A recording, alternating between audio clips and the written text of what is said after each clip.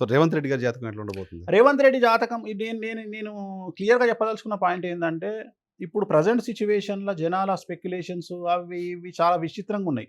But నేను అనుకోవడము తెలంగాణ రాష్ట్రంలో ఎవరికైనా వన్ సైడ్ గెలుపు ఉండే అవకాశం లేదు. ఇది 28 ఎలక్షన్‌లో 28 ఎలక్షన్‌లలో. వన్ సైడ్ ఉండదు. వన్ సైడ్ ఉండదు. హ్మ్. టగ్ ఆఫరే ఉంటది.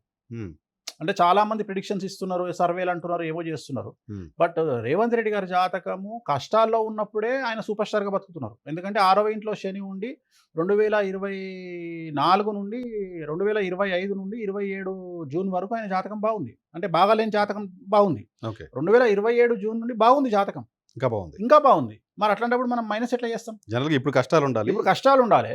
ఇప్పుడే ఆయన ఇప్పుడే ఆయన sustain అవుతుంది. బాగుంది. ఎందుకంటే ఆయన జాతకంలో గజకేసరి యోగం ఉంది. హుహు. సో ఆ గజకేసరి యోగం వల్ల ఆయన సర్వైవ్ అవుతున్నారు. హుహు. సో మిరాకిల్ జరుగుతాయి.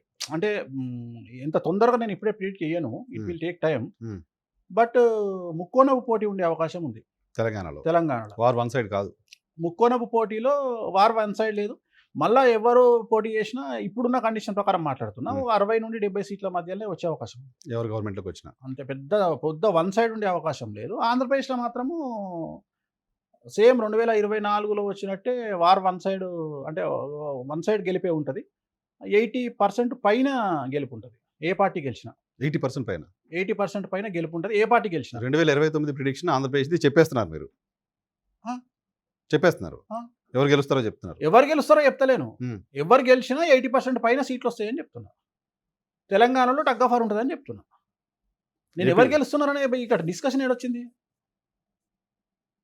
ఏపీలో ఎవరో ఒకళ్ళు గెలుస్తారు సార్. ఆ గెలిచేటోళ్ళు ఎవరన్నా ఒకళ్ళు గెలవచ్చు. ఆ గెలిచే వాళ్లకు 80% పైన సీట్లు వస్తాయని చెప్తున్నా. గెలిచే పార్టీ 80% పైగా ఇది స్థానాలు. కరెక్ట్. మీరు ఇట్లా అడగండి ప్రశ్న. ఓకే. గెలిచే పార్టీకి 80% పైన సీట్లు వస్తాయి. గెలిచే పార్టీ ఏదో మీకు తెలుసు కానీ ఇప్పుడు చెప్పరు.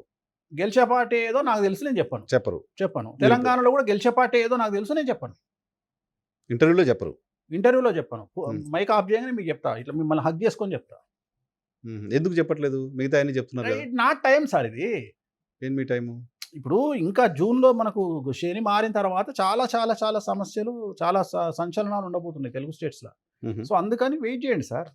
పొలిటికల్ స్టెబిలిటీ ఉంటుందా సార్ తెలుగు స్టేట్స్లో? ఉంటుంది. పొలిటికల్ చేంజెస్ ఉంటాయి బట్ స్టెబిలిటీ ఉంటుంది. నేను అనే పాయింట్ ఏంటంటే 2 తెలుగు రాష్ట్రాలలో గవర్నమెంట్ మారే పరిస్థితి లేదు. ఎప్పుడు బాండ్ పేపర్ మీద రాసిస్తారు ఎలక్షన్ల వరకు. 5 ఏళ్ళు ఎలక్షన్ల వరకు కానీ సంచలనాలు ఉంటాయి. ఓకే. సంచలనాలు రాసి పెట్టుకొని ఉంటాయి. ఏపీలో తెలంగాణలో ట్రయాంగిల్ ఫైట్ ఉంటుంది. తెలంగాణలో ట్రయాంగిల్ ఫైట్. ఏపీలో మోస్ట్లీ అక్కడ కూడా ట్రయాంగిల్ ఫైట్ ఉంటుంది. బట్ తక్కువ ఉంటుంది ట్రయాంగిల్ ఫైట్. ఎక్కువ 2 పార్టీల మధ్యనే ఉంటుంది. మూడో పార్టీ అంత పెద్ద ప్రభావం చూపించకపోవచ్చు. మూడో కూటమి ఏమైనా ఉంటుందా అని నేను అదే చెప్తున్నా సార్. ఇప్పుడు నేను త్రిముఖ పోర్లో ఆ ఒక్క ముఖంలో 4 రావచ్చు, 5 రావచ్చు. ఇప్పుడు ఉదాహరణ తెలంగాణలో నాకు తెలిసి ఎలక్షన్ల లోపు 2-3 పార్టీలు వస్తాయి, కొత్త పార్టీలు. ఇంకా కొత్త పార్టీలు వస్తాయి. ఆల్రెడీ చాలా అయిపోయినాయి. ఇప్పుడు ఆల్రెడీ చాలా పార్టీలు అయిపోయినాయి. ఇంకా కొత్త పార్టీలు వస్తాయి.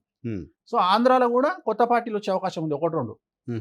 నేను అవి ఏ పేరకు వస్తాయి అని నేను మాట్లాడతలే. అది 0.1% ఓట్ బ్యాంక్ డీల్ వస్తాయా?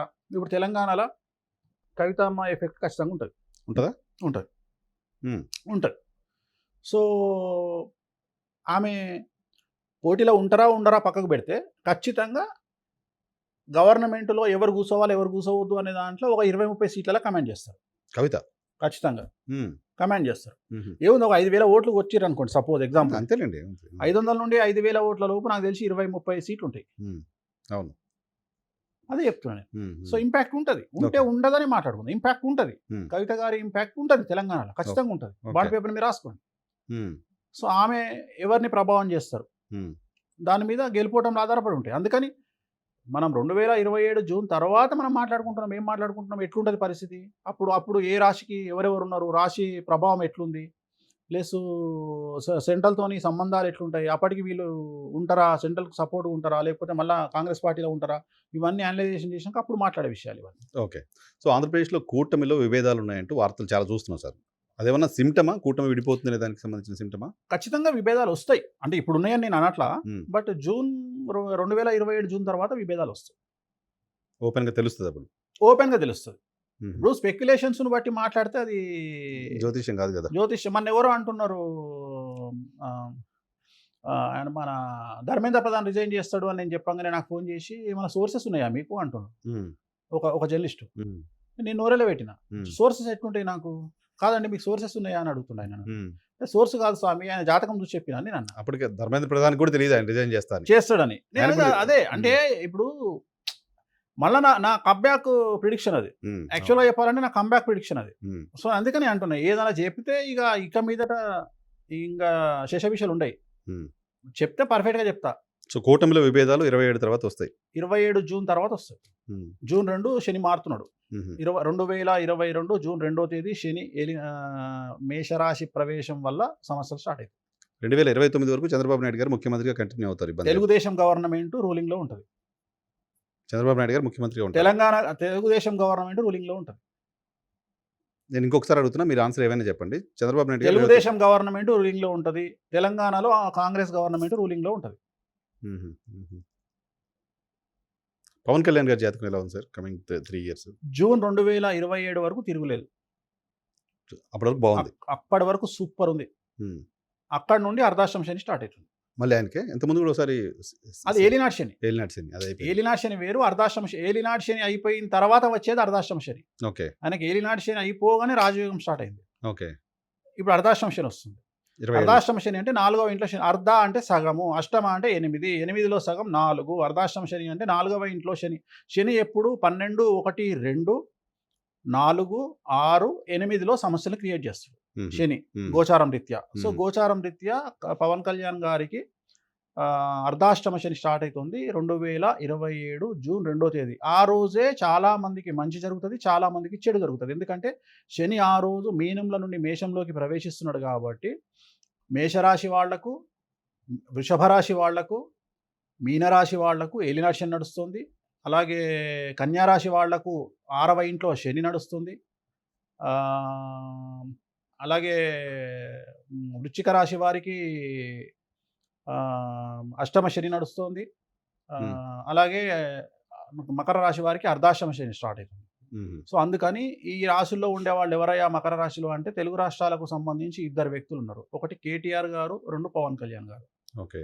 వీళ్ళిద్దరికి సంబంధించి చాలా తెలుగు రాష్ట్రాల జాతకాలు చాలా విచిత్రం అండి. మొత్తం 4 నక్షత్రాల మీద నడుస్తాయి, 4 రాష్ట్రాల మీద నడుస్తాయి. ఒకటి మేషరాశి, మిథున రాశి, కర్కాటక రాశి, మకర రాశి. ఈ 4 రాష్ట్రాల మీద నడుస్తాయి తెలుగు రాష్ట్రాల జాతకాలు మేజర్ లీడర్ల మొత్తం. ఎందుకంటే మీరు అబ్జర్వ్ చేయండి, ఆంధ్రప్రదేశ్లో లోకేష్ బాబుది మేషరాశి, చంద్రబాబు నాయుడుది కర్కాటక రాశి, జగన్మోహన్ రెడ్డిది మిథున రాశి, షర్మిలది మన షర్మిల కాదు ఇంకొకళ్ళు ఎవరున్నారు ముఖ్యమైన పవన్ కళ్యాణ్ గారిది మకర రాశి.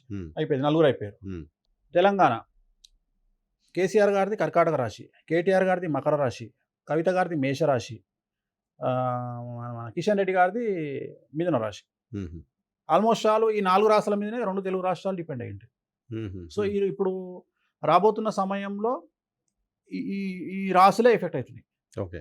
అందరి ఎఫెక్ట్ అవుతున్నాయి. రేవంత్ రెడ్డి గారి రాశి ఏంటి? రేవంత్ రెడ్డి గారిది తులారాశి. ఓకే. తులారాశి ఇప్పుడు రేపు జూన్ నుండి సూపర్ ఉంది, ఇంకా సూపర్ ఉంది. ఓకే. సో ఇక్కడ ప్రభుత్వాలు మారవు అన్నట్టుగా మోదీ గారు 29 వరకు ప్రధానమంత్రిగా ఉంటారు ఇబ్బందులు లేకుండా. సెంట్రల్ గవర్నమెంట్లో బీజేపీ పార్టీ 2029 వరకు ఉంటుంది. మోదీ గారు ఉంటారు అప్పటి వరకు? 2029 వరకు బీజేపీ ప్రభుత్వం ఉంటుంది. మోదీ గారికి ఏమైనా ఇబ్బందులు ఉన్నాయా? 2029 వరకు బీజేపీ ప్రభుత్వం ఉంటుంది. Okay, right. క్లోజ్ చేసిన అర్థమైంది, నాకు జనాలు కూడా అర్థమైంది.